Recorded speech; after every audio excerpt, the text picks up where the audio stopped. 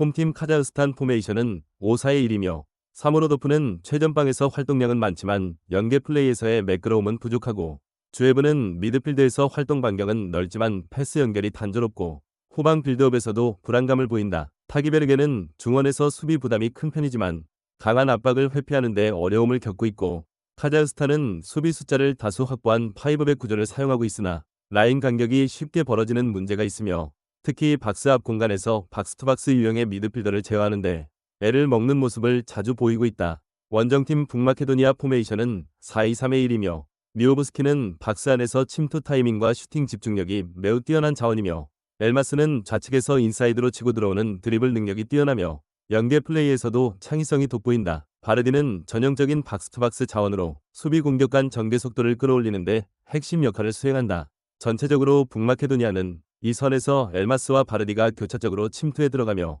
중앙 공간을 효과적으로 공략하고 있으며 하프라인부터 템포를 빠르게 전환해 미오브스키에게 결정적 찬스를 만들어준다. 카자흐스탄은 수비 숫자는 많지만 라인 간 간격 조율과 박스 앞 공간 통제가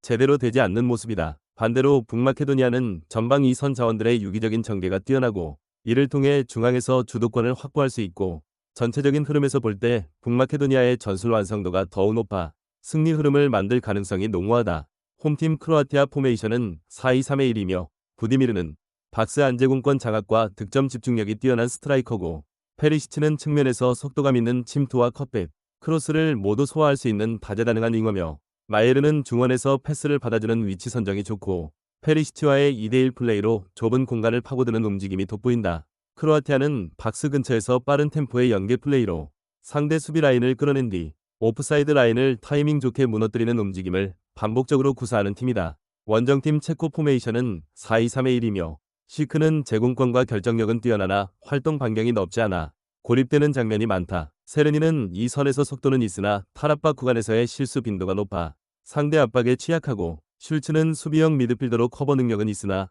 수비 라인과 중원 사이 간격 조절이 불안정한 단점이 있다. 체코는 수비 라인을 높게 설정하는 상황에서도 오프사이드 트랩 완성도가 낮아 역습이나 박스 침투 패턴에 쉽게 흔들리는 경향이 있으며 특히 측면 중앙 연계에 대한 대응 속도가 떨어진다. 이번 경기는 크로아티아가 중원부터 박스 근처까지 정교한 공격 템포를 유지하며 주도할 가능성이 높고 체코는 연계 수비와 오프사이드 대응에서 허점을 노출하고 있어 빠른 원투패스 전개에 고전할 수밖에 없고 크로아티아의 전술 완성도와 흐름 지배력이 체코를 압도할 수 있는 구성이다. 홈팀 벨기에 포메이션은 4-3-3이며 루카쿠는 박스 안 결정력과 제공권 모두에서 세계 최정상급 자원이며 도쿠는 좌측 측면에서 빠른 돌파와 크로스 전개, 컷인 이후 슈팅 능력까지 두루 갖춘 폭발형 윙포워드고 데 브라이너는 중원에서 볼 배급과 템포 조절, 킬패스 능력을 두루 갖추고 있으며 경기의 전개를 주도하는 핵심 자원이며 벨기에는 도쿠의 돌파와 데 브라이너의 패스를 통해 좌우 측면 공간을 흔들고 있으며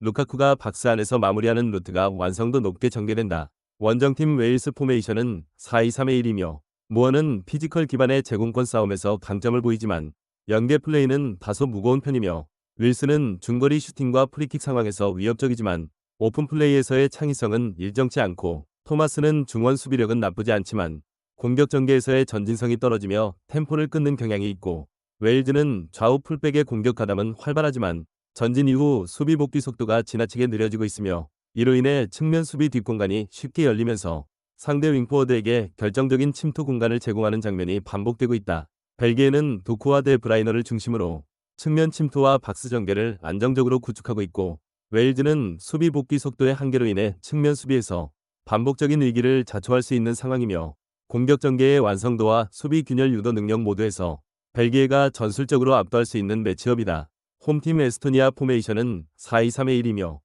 야코브레프는 측면에서 빠른 침투는 가능하지만 마무리 완성도는 부족하고 아니에르는 피지컬을 활용한 포스트 플레이는 가능하나 전방 압박과 연계에서 기여도가 제한적이며 카이트는 수비형 미드필더로 수비 커버 범위는 넓지만 위치 선정이 불안정해 박스 앞 공간 제어가 어렵고 에스토니아는 최근 A매치에서 중앙과 측면 수비 라인의 간격 유지가 무너지고 있으며 특히 페널티 박스 안쪽 공간이 비정상적으로 쉽게 열리며 조직적인 수비 전개가 이뤄지지 않고 있다. 원정팀 노르웨이 포메이션은 4-4-2이며 홀란드는 폭발적인 침투와 박스 안 마무리에서 절대적인 파괴력을 지닌 스트라이커고 쉐를로트는 홀란드의 움직임을 지원하며 제공권과 연계 플레이 모두에서 전술적 활용도가 높고 웨데가르드는 중원에서 템포 조절과 전진 패스를 통해 공격 흐름을 만드는 플레이메이커고, 노르웨이는 하프 스페이스를 공략하는 침투 루트를 중심으로 전개되며 홀란드가 공간을 읽고 침투하는 타이밍과 웨데가르드의 패스 정확도가 맞물릴 경우 치명적인 득점 루트가 자주 발생한다.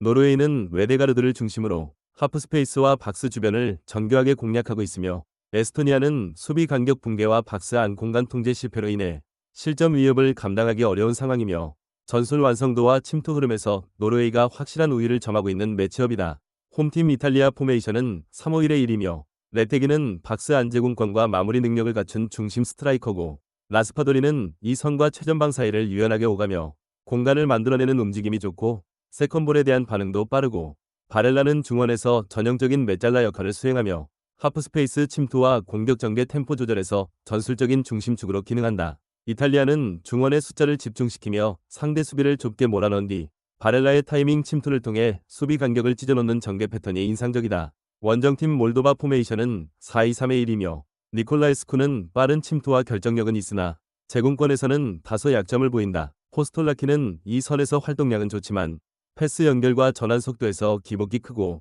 카이마코프는 수비형 미드필더로서 압박은 적극적이지만 페널티 박스 앞 공간을 커버하는 능력은 부족하며, 코조카루가 퇴장 징계로 결장하면서 수비진 조직력과 커뮤니케이션에 큰 타격이 있는 상황이며, 특히 중앙 수비 간격 조절에 있어 불안정한 모습을 보여줄 가능성이 높다. 이탈리아는 바렐라를 중심으로 한 하프스페이스 침투와 템포 전개가 매우 세밀하게 이뤄지고 있고, 몰도바는 수비 핵심 이탈과 전술적 완성도 부족으로 인해 실점 위협을 감당하기 어려운 흐름이며, 이번 경기는 이탈리아가 공수 모든 측면에서 압도할 수 있는 구조로 전개될 가능성이 높다. 홈팀 페로제도 포메이션은 3-4의 3이며 요하네세는 스피드와 침투 타이밍이 탁월한 공격수로 역습 상황에서 위협적인 자원이며, 소렌세는 하프라인 근처에서 볼 배급과 2차 전개에 기여하며 수비 전환 시에도 활동량을 보여주는 미드필더고, 안드레아센은 미드필더 진영의 중심으로 킬패스와 전방 전개의 흐름을 매끄럽게 조율하는 패스마스터 역할을 수행하고 있고, 페로제도는 3백 기반의 안정된 수비 라인을 바탕으로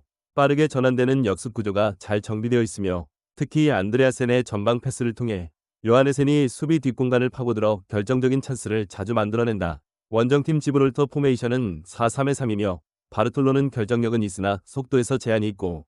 역습 대응 속도가 느리고, 리차드는 미드필드에서의 수비 부담이 크지만 전진 전개와 볼 간수 능력에서는 불안한 모습을 보인다. 워커는 좌측 윙포워드로 활용되지만 수비 전환 시 위치 복귀가 늦어 공간을 쉽게 내주는 경향이 있고, 지브롤터는 전술적으로 공격과 수비 전환이 느리고 수비 라인 간격이 넓어 하프스페이스와 측면 침투에 자주 노출된다. 특히 전반 이후 체력 저하 구간에 수비 집중력이 급격히 하락하며 실점률이 급등하는 패턴이 자주 발생하고 있다. 페로제도는 중원 중심의 패스 전개와 침투 타이밍 조절이 잘 맞물리며 전술적 완성도가 높고, 반면 지브롤터는 수비 집중력과 전환 템포에서 명확한 허점을 보이며 후반으로 갈수록 실점 확률이 높아진다. 공격 전개와 공간 활용 측면에서 페로제도가 확실한 우위를 보이는 매치업이다.